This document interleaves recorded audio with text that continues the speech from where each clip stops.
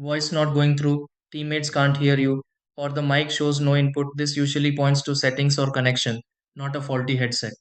With the Razer BlackShark V2, mic issues often happen when the system selects the wrong input device or the connection isn't fully set up. You might hear game audio perfectly, but your voice doesn't register at all. In some cases, the mic is plugged in but not recognized, or the input level is too low to pick up sound. There are also situations where the headset is connected correctly, but the mic isn't chosen as the default device. Instead of assuming the mic is damaged, these are the steps you can try to fix this and restore clear voice input.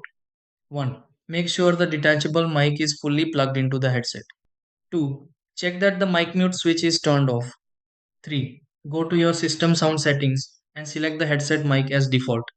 4. Increase microphone input volume in settings. 5. Try a different port or USB sound card connection. 6. Restart your device and touch the mic again.